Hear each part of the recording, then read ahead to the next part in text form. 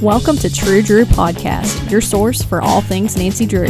I'm your host, Avery, and on this podcast, we'll discuss everything from the Nancy Drew books, to computer games, to movie adaptations, and TV shows. Nothing is off the table. So if you're a True Drew, you'll definitely want to tune in for this podcast.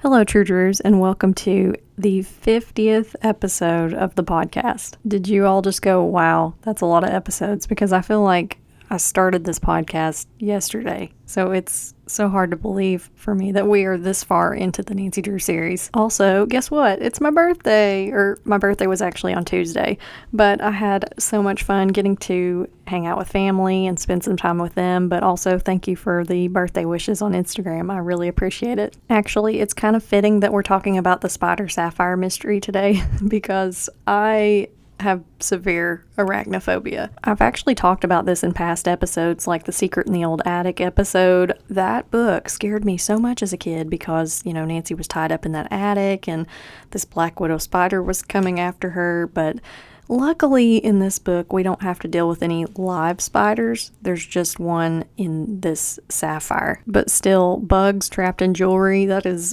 so not my thing. You're never going to catch me wearing a necklace with some kind of insect in it. It's just, So the Spider Sapphire Mystery is the 45th book in the Nancy Drew series, and it was first published in 1968. Also, I'm just going to go ahead and get this out of the way. It is in my show notes, and there is a trigger warning. There are some very racist depictions of people of Indian descent in this book, unfortunately. So when it comes to discussing the book covers for the Spider Sapphire Mystery, there's one which you will recognize. It's the American cover, and there's actually two other covers that I believe might be from the UK. But as always, I love to share these covers on my Instagram, True Drew Podcast, if you want to give me a follow over there. I love to post these covers on Wednesdays before the episode, and I also just like to post a lot of funny Nancy Drew content. So the first cover for the Spider Sapphire Mystery absolutely terrified and captivated me as a child because we have Nancy on the cover and she's wearing this green sweater, she's got the strawberry blonde flipped out hair, and then we have this glowing sapphire in the top left part of the book cover, and inside it is this black spider. It's also kind of weird that we're doing this episode on the week of my birthday because being born in September, sapphire is actually my birthstone. And I love the look of this sapphire. If the spider just was not in it, I'd be all about it. Now, the second edition of this cover that I was able to find is kind of interesting because it has the number 4 and then the Spider Sapphire Mystery. So I don't know what country this came out in, but that's kind of interesting. That implies that it was an earlier book instead of a later book. But we also have this zebra-striped safari van that takes up the bulk of the cover. And then you can see like some safari wildlife. There's some zebras and a giraffe in the background. And there's a few people. I don't know if that's supposed to be Nancy. She's kind of got more brown hair, but someone on top of the safari van like pointing in a certain direction. And then there's this big ball in the background that has a huge spider in it. And I don't know, that doesn't look like a sapphire to me. That looks more like peridot because it's a light green. Or it looks like the spider has just gone zorbing. Do you guys remember when zorbing was like really big in the early 2000s? Like you would get in this big clear, almost like a hamster ball and roll down the hill. Like that sounds like a very good way to get sick. But that's what it looks like the spider is in. And then, oh yeah, there's actually an ostrich in the bottom right corner. Oh my gosh, I just had a horrible idea, like zorbing with a bunch of spiders in there with you. Like that would be my biggest nightmare. Now, the third and final edition of this cover shows it as being Nancy Drew Mystery number 4 too. So I'm kind of curious about these covers. They're very different, and they didn't say what country they were supposed to be from when I found them on Google. But this depicts the scene where George gets pulled over the porch railing of the hotel they're staying at in Africa, and it looks like a baboon, but it's, spoiler alert, a man in a baboon suit. But wow, what an iconic scene from this book to put on the cover. So I came up with a couple funny cover spoofs for the Spider Sapphire Mystery, and the first one is The Mystery of the Creepy Crawly Accessories. And the second one is, you won't find this on Jewelry TV. And even despite me hating spiders, I did give these covers a 4 magnifying glass rating because they're really well done. And even the other editions of these covers, they show key scenes in the book, which is really cool. Now let's jump into the list of characters for the Spider Sapphire Mystery. There's actually quite a few more characters than is normal for a Nancy Drew book, but there is Floyd Ramsey. He's a synthetic jeweler in River Heights, and Mr. Sand, who is the museum curator where this synthetic, supposedly Spider Sapphire, is being shown. There is Shastri Tagore, who is the sapphire owner. Professor Stanley and Aunt Millie, who are chaperoning all of these people from Emerson College who are going on safari in Africa. Madam Lilia Bulawaya, who is a singer that comes to Emerson College to perform. Tazam, who is her brother. Gwen Taylor, and I just put snob in parentheses. The Northrops, who are Americans that they meet over in Africa. Miss Munger, who is a friend of theirs. Mr. Zucker, and he's just quote-unquote the White Hunter. Raymond and Sharma, other hotel guests at the hotel they're staying in Africa. Jahan and Dawn, who work for Mr. Tagore. And Rim Rao, Tagore's secretary. So now I'll go ahead and read a brief synopsis that I came up with for the Spider Sapphire Mystery. Nancy is going on safari in Africa with Emerson College, which is convenient because Carson is trying to solve a case of a spider sapphire. Floyd Ramsey, who has made a synthetic one, has been accused of stealing the real one from Shastri Tagore. Before Nancy can even leave, Ned is kidnapped by someone named Swahili Joe. They rescue him, go on their trip, and find out that it's a jungle out there. Nancy is threatened, George is carried off by a man wearing a baboon costume, and Nancy tries to unravel what happened to the safari guide Tazam. The pieces begin falling together, she locates Tazam and the Spider Sapphire, the thieves are captured, and another mystery is solved. And the newspaper headline synopsis that I came up with is Safari Sleuth. She's done it again. Nancy Drew finds missing Spider Sapphire and Safari Guide. Also, you know I couldn't do a synopsis without saying it's a jungle out there. Like, did anyone else watch Monk?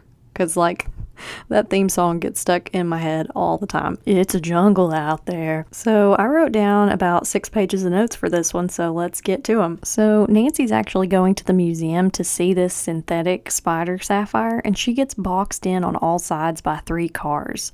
So this was very creative of the villains. I mean, how annoying would that be? Because Nancy's parked up against a fence or a wall, and then they pull up on either side of her close enough that she can't open her car doors, and then this third car blocks her in from behind so she can't back up and get away.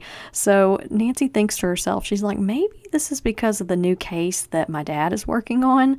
But it turns out that all the cars were stolen, so good luck proving who it was. And Nancy thankfully gets help from the police. They help her get out of her car, but her purse is snatched right after that, and then this man helps her get it back. This was kind of funny too because they mentioned that this guy is good looking, and I thought he was going to become a potential love interest, but he literally just helps Nancy get her purse and then leaves. So finally, after Nancy is boxed in by these 3 cars, and then she gets her purse stolen and returned to her, she goes to see the synthetic Spider Sapphire at the local museum in River Heights, and she notices that someone has put a note next to it saying it's stolen. And the museum curator gets so mad about this. He's like, no, it's not stolen. We're all above board here at this museum. I would never purchase something illegally.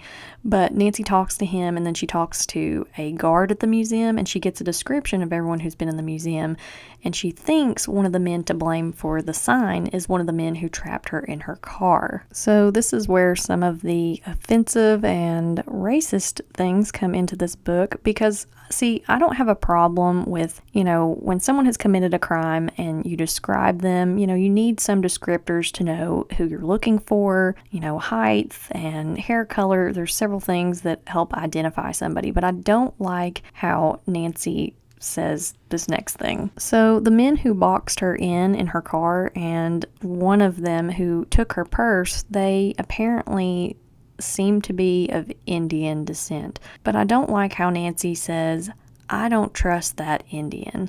Like, she doesn't even put man at the end of the sentence, and it just sounds horrible. I wrote down, I mean, there's gathering facts, and then there's just complete racism, because in the way that she says that, it's like you're reducing someone to like less than human status, and I really just don't like that. It makes me very uncomfortable. We've seen this in other books, like in The Mystery of the Fire Dragon, and I just really don't like it. So I can only imagine how that feels for someone else who is of that nationality or ethnicity to read that. Awful. So my next note says, Mr. Sand, the curator, says spiders are man's best friend. And I said, hard disagree on that one, Mr. Curator. And he goes on and says, if they weren't around, we'd be overrun by insects. And like, I get it, but they still scare me. So the next thing that I wrote down is Nancy says she, Bess, and George are going on an African safari with the guys. And it's apparently like students who are majoring in botany, zoology, and geology, and they're the only ones making this trip. So I said, are we to just assume these are the guys' majors? It says people going on the trip can invite friends, so I guess that's the case, unless Ned, Bert, and Dave are going as friends of people too. I don't know, I'm just having trouble picturing Bert or Dave as a zoologist and Ned as like a geologist. Ned's always selling insurance, so I don't know. So Nancy gets a call while at her father's office, and the secretary takes it.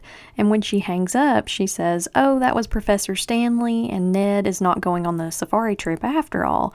And so this makes Nancy suspicious, and on a hunch, she calls the college, and the professor answers, asking if she's excited for the trip. So it was a hoax. I'm telling you, these villains, they're always trying to stop Nancy from leaving the country and trying to solve mysteries. So it's after this that Nancy calls Ned, but she can't find him, and so she starts to get really worried. And Bert and Dave say he was going home, but when Nancy calls the Nickersons, they haven't seen Ned. So Nancy's starting to get alarmed, and she doesn't want to scare Ned's parents, so she goes to get in her convertible, and that's when she discovers that it's been tampered with. And she's wondering again, was this the guys from earlier that were, blocking me in, and that guy who took my purse? It's just, these guys are working overtime. So Nancy gets Bess and George to go help her search Emerson, and Bert and Dave say that they got a call from someone who sounded a lot like Ned, and he said Swahili Joe pair 4182. Of course, the person hangs up before they can confirm that it's Ned, so the group decides that they're going to call the cops, and they ask if they've ever heard of someone named Swahili Joe, and they say no, but wonder if he could be a restaurant owner or a barber, but there's no explanation as to why. And I just wrote down, do they just think that those kinds of people are unsavory characters, like he must own a restaurant or he must be a barber? And I said, with that logic, I could go off the word pair that Ned used and say he must be a shoe salesman. So it's kind of funny that I made a note of that, because I wrote these notes in real time as I'm reading the book, and the next thing I have down is aha. So Bert and Dave start to speculate Ned could have meant pair, like P-A-R-E, or pair, P-E-A-R. And George suggests pair, P-E-A-R. And Bess says, what would he have meant by that? And George says, you love to eat. The answer should be easy for you. George is such a jerk. So Nancy focuses on the 4182 part of the message, and she says this could be latitude and longitude, and Ned was taking a map making class, so it kind of makes sense. So they take the numbers and use them as coordinates, and finally get there after a farmer won't move his car on this one-lane road to let them pass. And then there's a sedan that comes out of nowhere and shoots out Nancy's tires and orders them into the pear orchard. So first of all, huge pet peeve of mine when people won't yield or make way on a roadway. Second of all, people with actual guns are coming after them. Who are these people that we're dealing with? And then, what do you know, a pear orchard. So the coordinates led to this pear orchard. So George was actually right, even though that doesn't make me like her anymore. She still needs to be nicer to Bess, her cousin. But anyway, these people are leading these teenagers at gunpoint into this pear orchard, and Bert, Dave, and George attack the men, and Bess and Nancy throw their guns in a creek when the men drop them. A bit of a risky move, but I'm assuming that George did some judo or something. But two of the men who happen to be of Indian descent run off, and then the other two men who are white get tied up, and then the police take them to jail. And the police are worried that the other men may come and try to use Nancy's car, but she turns on a wheel lock. So I'd actually never heard of this before, and I did some Google searching, and apparently in the 1960s, according to Google, since the use of cars was kind of on the rise, people would steal the tires or steal like valuable parts off of people's automobiles, and so there were often wheel locks concealed under the dash, and that's where Nancy's was on her car. Pretty wild. So the group continues through the pear orchard and they find this cabin and there's no sign of Ned, but there is a clue on a tree and it's the initials SJ and an arrow pointing in a certain direction. So Nancy discusses her theory that Ned's captors stopped to get a drink, allowing him to carve this message, and the police officer says Nancy should be a secret agent, and she says she'd love that, but Bess says, but we wouldn't. You get into enough trouble just being a girl detective. I mean, that's a valid point on Bess's part, but how cool would it be if Nancy, grew up one day and was just a secret agent? I'm here for it. So it's after this point that they finally find Ned in this abandoned lodge, and he jokes that he's starving, and Bess pulls crackers and a candy bar out of her purse and gives them to him. And it's so sad because she looks at George like she's afraid she'll say something, and George actually doesn't say something. And I said, that's right. Keep your mouth shut, George. Everyone knows that you need emergency snacks. This is not up for debate. Okay, so this next part is kind of awkward, but Ned says that a tall, well-built African black held him hostage. And this is Swahili Joe, and I'm just like, Ned. Again, no use of the word man after this, and it's just you cannot justify it. I know that this person kidnapped Ned, but there's so many more tactful ways to give a description of somebody. So even though I did not write these books, I still just want to say sorry, because that is horrible to read. In a perfect world, we would not have these examples of racism in Nancy Drew books, and we wouldn't have George fat-shaming Bess every chance she gets. There are so many things that I would take out of these books. So the next note that I have down is apparently the shots that were fired at Nancy's car didn't puncture her tires. I thought for sure that they did. And I was wondering, because I was like, she was able to drive to go get help earlier. So they finally clarify this a few pages later. But the group then goes to listen to Madame Lilia Bulawayo, who is a singer and a performer at Emerson College. And she overhears Nancy humming one of her songs, and she teaches Nancy to sing it. And it's while this is going on that Bess tells Madame Lilia that Nancy has many talents other than singing. And I'm over here thinking, if she listed all of her talents, they'd be here all day.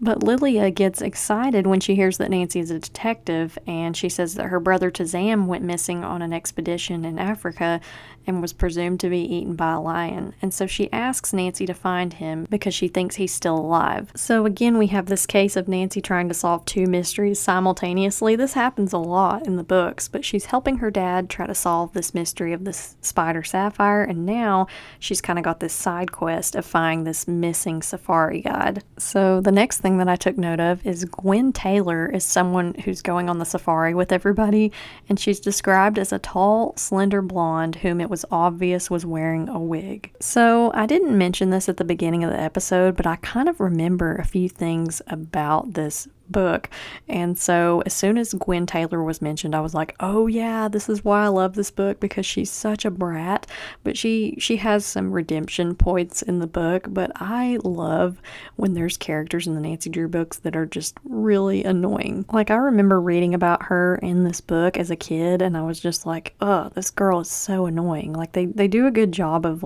exaggerating these people's worst traits. So George makes the comment, and she says that Gwen looks like a freak, and Bess defends her, and she says maybe she's just shy and nice, and George says she's way too artificial. I kind of love that, because now we would just say you're fake, or that person is fake. We wouldn't say you're artificial. But then, in true George Fane fashion, she's right back on my bad list, because Bess orders some food for dinner, and George says if all you do is sit in a plane and sleep and eat, they're going to charge you for being overweight. And I said, if George gets mauled by lions on this trip, I'm kind of okay with that. So when everybody's on the plane leaving from River Heights, the pilot tells everyone to put their seatbelts on because of turbulence, and Gwen, of course, can't follow any rules, and she says, I hate seatbelts. They make me positively ill.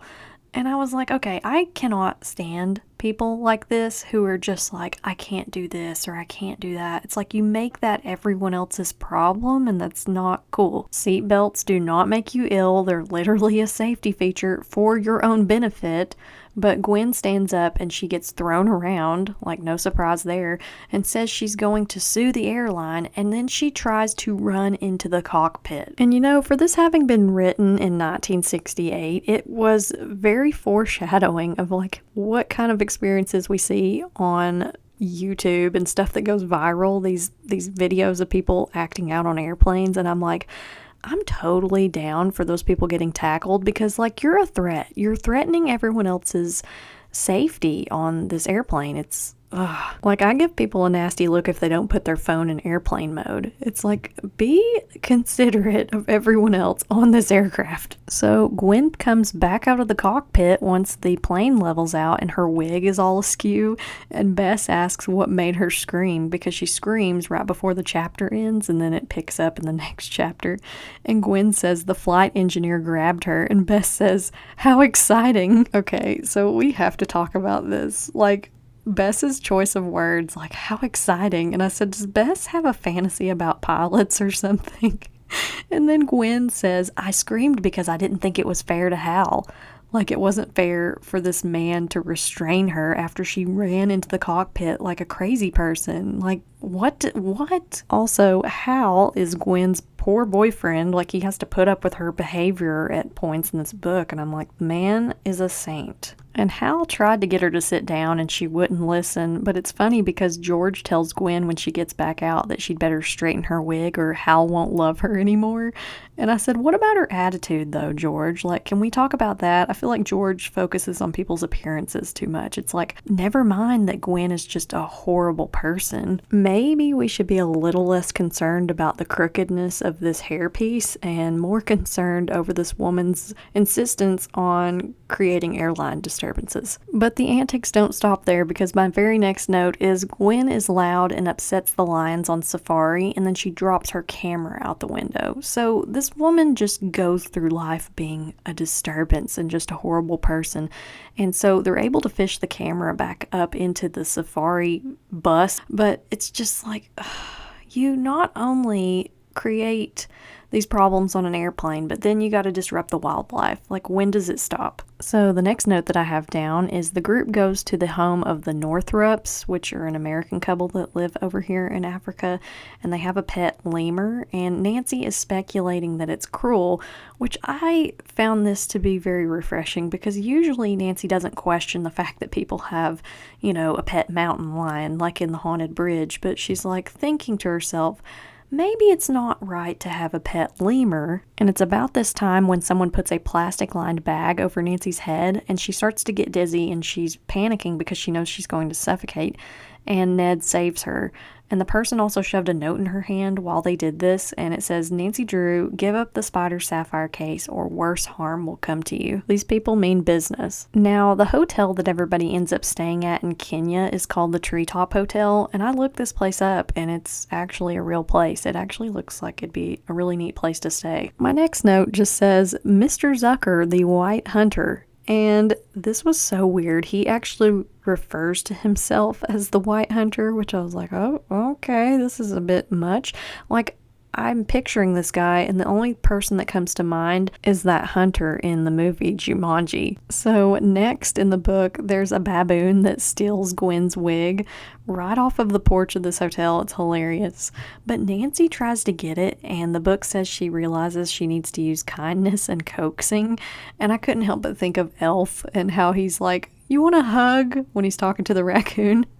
But Nancy just keeps trying to work with this baboon, and she's got food, and it just doesn't work. So Bess goes to Gwen's room to comfort her because she's crying. She's upset that she lost her hairpiece, and she says, don't let an old baboon get you down. And this reminded me of Joseph in the final scene computer game. Don't let the turkeys get you down. But I thought that this whole scene just goes to show how sweet Bess is as a person. And she tells Gwen she's so much prettier with her natural dark hair, and she says she'll give her a shampoo and set her hair. And I said this just goes to prove that the nicest people are oftentimes the most bullied. Bess is too nice for this world. Now, the next thing that I have in my notes is George gets grabbed by what she thinks is a baboon, but it's actually a man in a baboon costume. And she gets away, but the Zuckers think it was Swahili Joe because he was an ex-circus performer. The way they describe this in the book, too, is George at first thinks that it's a baboon, and then as the person is running off with her, she starts to realize this is a man in a costume. But as a kid, that freaked me out so badly. I was like, what? A baboon grabbed her? But then I was like, oh, okay, it's a person in a costume. Like, I don't know what it was that clued George in on that, but we'll just go with it. Luckily, though, George is able to make it back up to the hotel safely, and Swahili Joe is still out there somewhere. And it says Nancy hears a hyena and wonders what happened to Joe. The thought of him having a horrible death makes her shiver, and then she wonders what's more cruel or cunning, animals or man. I thought that whole sentence was pretty deep for a Nancy Drew book, because usually Nancy Drew, it's very surface level. You don't get these ponderings about mankind and what's right and what's wrong. It's just very clear cut, like this is right, this is wrong. So this reminded me a little bit of The Most Dangerous Game, which was a book or an excerpt that we read in English in high school, where this guy hunts people on this island, and it's just, it's creepy. Now, next, Nancy talks to a woman named Miss Munger, and she was apparently on one of the safari expeditions where Tazam was their guide, and she says Tazam went missing, and their new guide saw him being attacked by a lion. He killed the lion by throwing a spear, but he was chased off by another lion, and when he came back, Tazam was gone. So the logical conclusion is that Tazam was eaten by a lion, but Nancy starts to realize nobody actually saw that, so it's possible that he got away. The next note that I wrote down is Nancy meets Mr. Tagore, who is staying at the next hotel they go to, and he's unaware of the synthetic sapphire in River Heights, but he owned an actual spider sapphire, and he thinks that the guide Tazam has it. He thinks he stole it, and he apparently thinks he was assisted by a man named Chotu. So Nancy really doesn't know who to trust. She doesn't know if she should trust Mr. Tagore or Tazam if she's able to find him. There's just so many questions. Was the spider sapphire in River Heights real? Was it synthetic? We don't know. So remember how Bess was nice to Gwen and helped her style her hair? So Gwen has had a total change in character and personality. She's so nice now. She's more authentic to herself, like George isn't calling her artificial anymore, but she actually kind of becomes a friend to Nancy, Bess, and George, and they end up doing some synchronized water ballet, but it's kind of funny. Usually in these books, if we start by not liking a character, we continue to not like this character throughout the book, but I liked that in this Nancy Drew book, Gwen became a better person. So the girls are doing this water ballet, and then Nancy, Bess, and George go back upstairs from the pool to change, and they find that someone has burned all their clothes and their suitcases. They just stuck them in the fireplace and set them on fire. So they have to borrow from these other girls, and Gwen gives them some of her clothes, but Mr. Tagore, the man who owns the spider sapphire that's missing, buys them these necklaces, and Nancy starts to think, well, maybe he's doing this so we'll trust him, or maybe there's no motive at all, and Bess is just like, I just want to keep this necklace, like that's all I care about. So it's at this point in the book when the girls' new safari guide, Batubu, takes them on a safari to the last spot where Tazam was seen, and Bess takes pictures of the native tribesmen. It's kind of awkward because she's also taking pictures of the animals. I don't know. It's like, it's okay to be excited about other cultures, but I always apply the picture rule to myself. Like, wouldn't I be weirded out if a stranger took my picture? I don't know. It just seems really weird. I just think it's always better to ask for permission. But it's while Bess is taking these pictures that she loses her balance and rolls down a hill, and Dave has to save her. And Nancy saves her camera. But again, like, Nancy puts her life at risk for this camera, and there's a hippo that comes up in the water right in front of her. And what does Nancy do but takes a picture of it and then runs off? And I was like, Nancy could have been killed. Like, hippos are extremely dangerous. I don't know if you've ever seen those videos of hippos chasing after boats, but it's pretty terrifying. So, crisis averted. Bess was saved, Nancy's okay, and Bess's camera is okay. But then the group gets scared when they come upon this tribe, and the men have spears, but they were hunting a lioness that killed a child. So it's kind of awkward because the people in the safari group think that these men are going to hurt them, and they're not. They're out chasing this lion that killed this kid.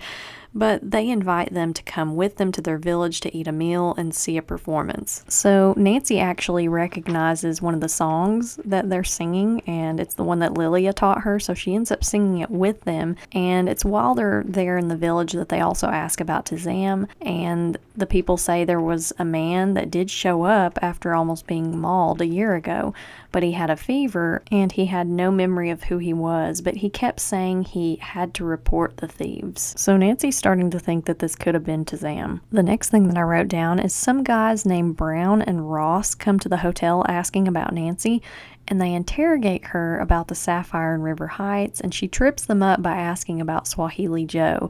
And so they start to tell her, oh, Swahili Joe is in this city, and they clam up, and then they run off, and the guys, Bert, Dave, and Ned, chase them, and then they end up getting in a fight. And the book says that Ned ends up with like a black eye, and Swahili Joe tries to carry Ned off after he's knocked unconscious, and Bert and Dave end up saving him. So thankfully they did, because that would have been the second time he's been kidnapped in this book. So this next note, this sounds horrible, but Nancy picks up her suitcase at the airport, and she notices there's a piece of paper on the handle, and she doesn't think much of it. She takes it off and she grabs her suitcase. But soon Ned and Nancy's hands start to itch, and Nancy suspects that someone put acid on the handles of their suitcases.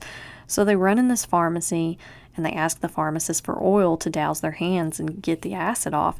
But he's a very negative person, and he just says, oh, the poison may already be in your system. People like this make me so mad. It's like, look, I am hurting. Just get me something that makes me feel better. But he does help them, and he gives them oil, but he just has like no tact. He's just like, oh, you're probably a lost cause. But Bert washes the suitcase handles when they get to the hotel, so nobody else will get acid on their hands. So this next note should probably just serve as a way to be tactful in other countries, but Nancy takes a picture of a street that they're in, and there's a man who gets mad, and he's demanding her camera because he fears that she's taken his soul by taking his picture.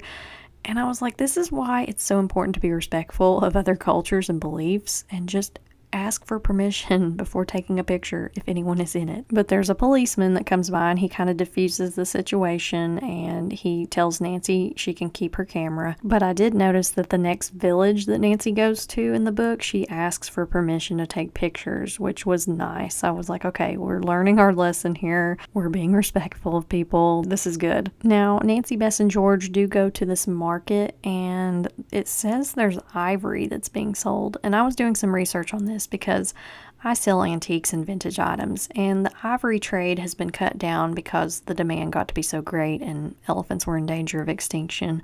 But you can only sell ivory now if you can prove its provenance and that it's over a certain age. But Nancy buys some figurines for people back home, and it says that she even sees some elephant feet. That really made me pause in reading this, because I was like, oh wow, like I don't even know what I would do if I saw something like that. I'd be probably pretty disturbed and grossed out.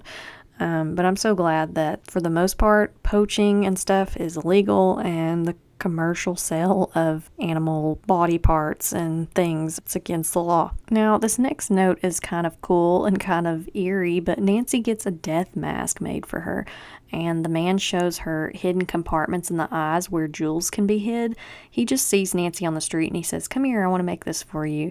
And Nancy also learns from this man that he knew Tazam when he was a wood carver, and apparently Tazam had a signature, and it was to make pieces with 3 gazelles. So Nancy is walking around the market and she finds some pieces that have 3 gazelles. And so she asks people who made this, and they say, oh, it's this man. His name is Mr. Hawaii. And Nancy goes to him, and it's Tazam.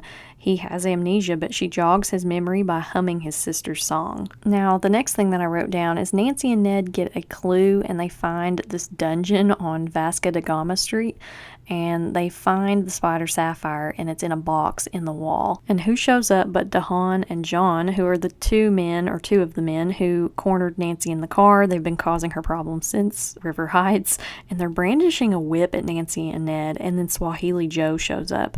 But luckily, the police come, they capture the bad guys, and they take the sapphire back to Mr. Tagore. But this part was so crazy to me. So at the end, when the villains are giving their speech, they talk about how they were going to break the sapphire up to sell it. And I was like, wouldn't it be worth more with the spider in it? Like, that was the whole point of this valuable sapphire. It's very rare that there's a spider in it.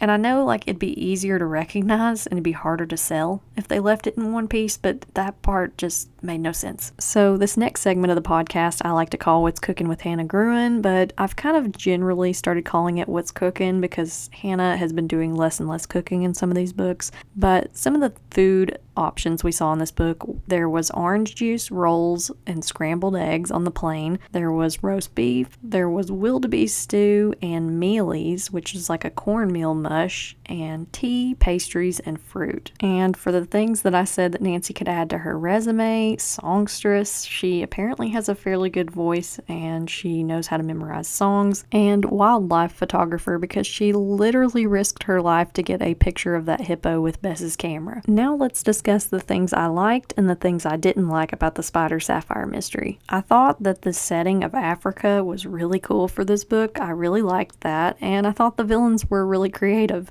I mean, they had baboon costumes, acid, they boxed Nancy's car in. They kind of went above and beyond. Now, the things I didn't like were the racial stereotypes. I know it was nice that Nancy figured out, oh, I should probably ask permission before I take pictures of people who are complete strangers, but some of the racial stereotypes were really bad in this book. Despite that, though, I kind of hovered between, I think I would give this book a magnifying glass rating of either 3.5 or 4 magnifying glasses, because it was a good book. It did have a good plot. It was just some of those things that kept it from being a perfect book. So yeah, that concludes this episode for the Spider Sapphire Mystery.